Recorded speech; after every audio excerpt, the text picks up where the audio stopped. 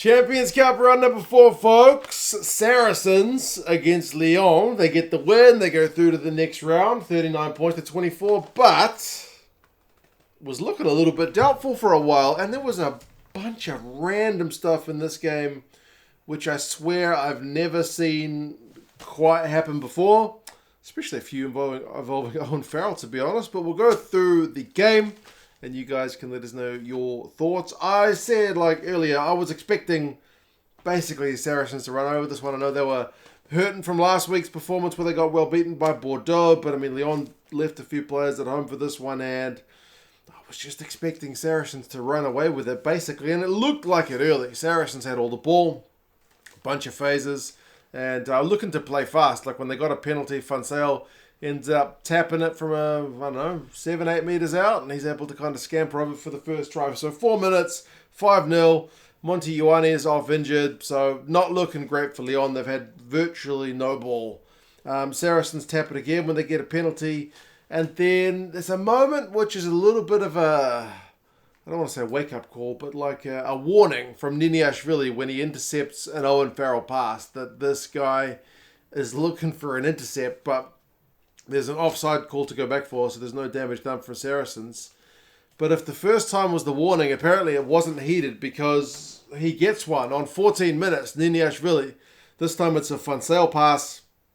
This time there's no offside call, and he just gasses length of the field for a try. So, Juan Martin Gonzalez chased him for ages, and he's pretty quick, but couldn't quite catch Niniashvili. So it's a heck of a try. It's 7 points to 5. The Lyon boys are in front, and I feel like that gets them into the game a little bit, and Saracens will just be disappointed with how loose they were. I don't know if they were a bit casual, maybe just assuming they were going to show up and run away with this one, or it's just kind of, skills letting them down, poor decision-making at times, but loose line-outs, knock-ons, just really uncharacteristic stuff from Saracens.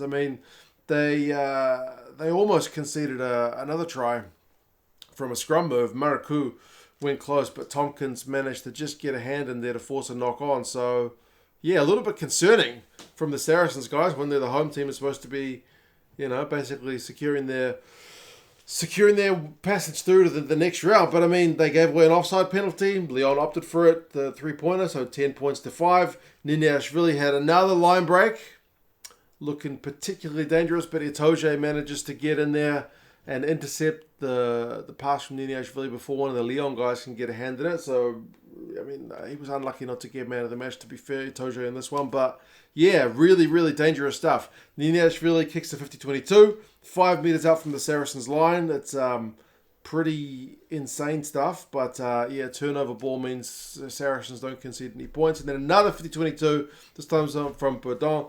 But then Itoje steals the line-out ball. So, yeah, it's Lyon, what's going on? It's not supposed to be the way it's being played. Helter Skelter, I feel like, was kind of suiting Lyon's playing style. But yeah, their discipline was maybe the main one letting them down. And they did get one eventually right before half-time.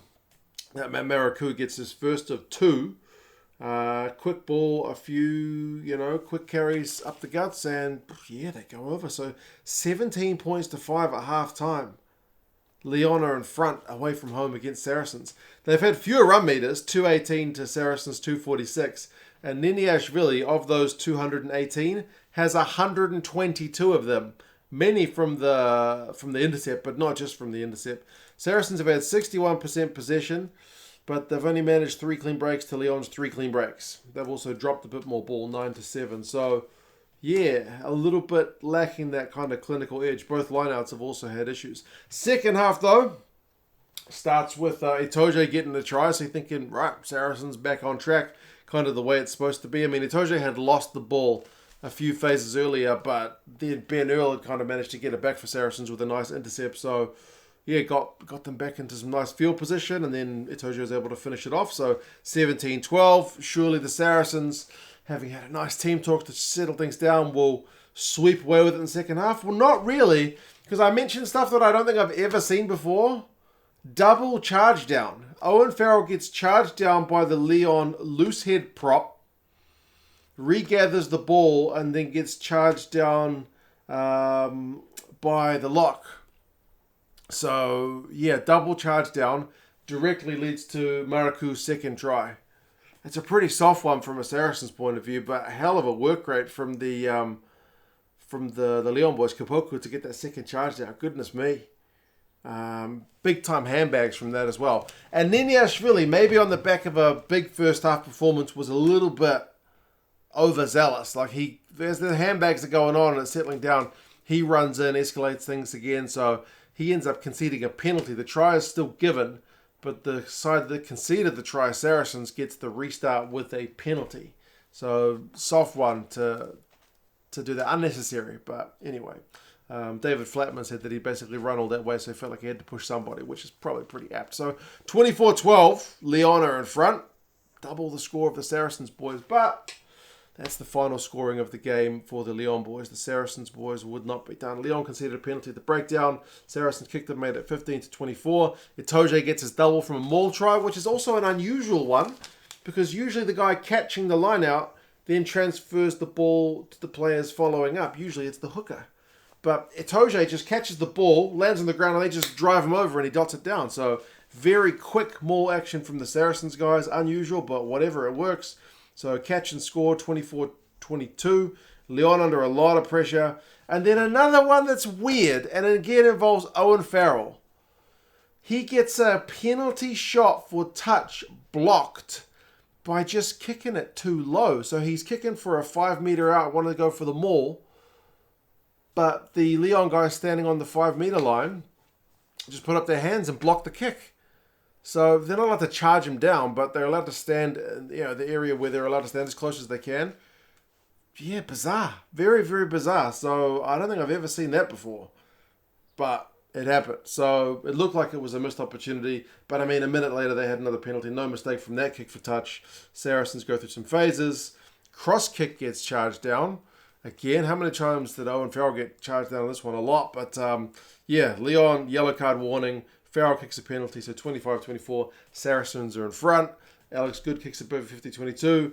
The crowd's cheering. At this point, I write, the Saracens should win from here. Sure enough, they get the bonus point try from Juan Martin Gonzalez after Theo Dan had gone pretty close. So that's the bonus point. Niniashvili goes into the bin as well for the kind of too many penalties conceded thing from Lyon. And Sinti gets the icing on the cake on 75 minutes. Shagan could have had one right at the death, but the cross kick to him was just a little bit too big. But he'd had some big carries in the build-up to the Juan Martin Gonzalez try. So, yeah, pretty crazy game. Hell of a comeback from Saracens, but they'll certainly be concerned how many times they got charged down, and a few soft tries, and a few, I guess, just handling errors, lack of concentration, lack of skills in that first half. Unusual, anyway. Run meters finished 591 to 330, so Saracens really bossed that second half. They had 61% possession across the course of the game, which is same as what they had at halftime. They had 68% territory in that second half, so really bossing the game. Finishes 9 clean breaks to 5, 32 clean defenders beaten to 20. So offensive stats pretty well dominated, but 16 turnovers conceded to Lyon's 11. They had more ball, so they coughed up a bit more, but they would like to get that number a bit lower. Ideally, penalties conceded 14 to 5, so Lyon really on the wrong side of the whistle. Individuals, Shagan, man, 126 metres, 3 clean breaks, 9 defenders beaten. Unlucky not to get on the board. Theo Dan gets man of the match, 37 metres, 6 defenders beaten from him. I hope Steve Borthwick actually gives him some game time in the Six Nations, despite the fact that he got Jamie George as captain, who probably plays the lion's share of the minutes, and then Cowan Dickey probably, in terms of experience, does the backup duties. But Theo Dan, man, he looks a player, so give him some game time, eh? Itoje, 42 metres, couple of tries, line-out steals and whatnot, big tackles. Juan Martin Gonzalez leads the tackle count for Saracens with 13 from 14.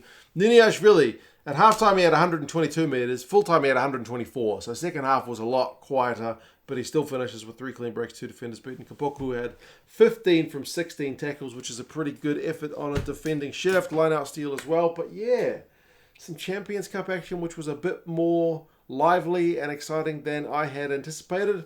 I love to see it. You guys let us know your thoughts. If you want to get yourself some England rugby gear, England Rugby Store have already got their Six Nations gear going, so check that out down in the description. We've also been doing Six Nations previews with Nick Easter and Adam Jones and Bernard Jackman and Paul Gustard. So if you want to check out any of those, they'll be in the usual spots. But yeah, you guys take care, and I'll talk to you guys again soon.